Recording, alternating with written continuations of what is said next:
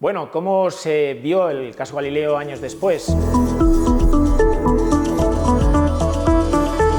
el vídeo anterior dejamos a Galileo condenado por la Inquisición, primero amonestado en primer juicio, en segundo juicio fue condenado a arresto domiciliario. Hay que decir, para empezar, que en esa época donde te condenaban a muerte por casi cualquier cosa, hay que reconocer que la condena, que fue completamente injusta, como dijimos, fue bastante liviana. Pero el caso Galileo empezó a coger un vuelo un poco extraño enseguida, porque el propio Papa Urbano VIII era una persona muy controvertida, estaba gastando dinero a las puertas, desmontando monumentos romanos para que Bernini hiciera un montón de estatuas, tenía una relación bastante complicada con la corona española por sus afanes expansionistas, peor todavía con la corona francesa, que como siempre, a pesar de que eran católicos, se habían coaligado primero con los turcos, luego con los protestantes.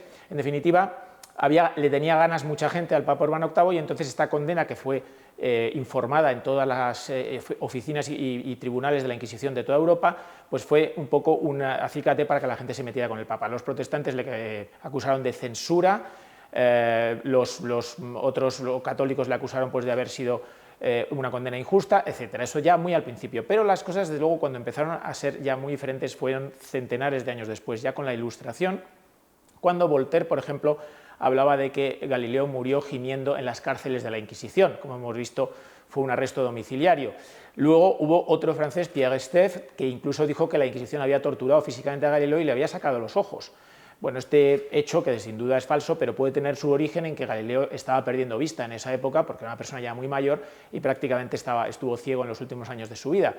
Más adelante hubo otro italiano, Giuseppe Baretti, que acuñó esa famosa frase completamente falsa, que es la de «Eppur si muove», es decir, que parece que como Galileo, después de abjurar contra el copernicanismo, al salir del tribunal, pronunció esta frase que decía «a pesar de todo, la Tierra se mueve», ¿no?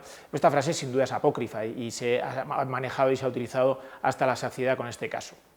Por supuesto, a finales del siglo XIX, estos William Draper y White, estos que escribieron esos vídeos sobre el conflicto en ciencia y religión, le trataron este caso en centenares de páginas, hablando pues, de torturas, de encarcelaciones, en fin, de todo tipo de cosas respecto a Galileo que son absolutamente exageradas. Y ya en el siglo XX pues, fueron famosas obras de teatro de Bertolt Brecht, hasta 3 versiones diferentes sobre el caso Galileo, en el que se hacía un paralelismo entre un alter ego del propio Brecht, que podía ser el personaje de Galileo, en una época de nazismo, en una época en la que la ciencia estaba siendo sometida un poco a ser depurada, la ciencia aria de la ciencia judía, etcétera, etcétera. En estos tiempos de nazismo pues, se hicieron estas obras de teatro. En definitiva, el caso Galileo sin duda fue un error y grave por parte de la Inquisición, pero después se ha sacado de madre tremendamente. La historia podría haber terminado en 2008, cuando el joven Papa Juan Pablo II decidió rehabilitar completamente el caso Galileo, rehabilitar la figura de Galileo y pedir disculpas por ese juicio erróneo. Supongo que el Papa pensaba dar un aldabonazo final y que no se volviera a hablar del asunto. Por supuesto no lo consiguió, pero bueno, por lo menos desde luego la Iglesia yo creo que hizo un acto que era necesario.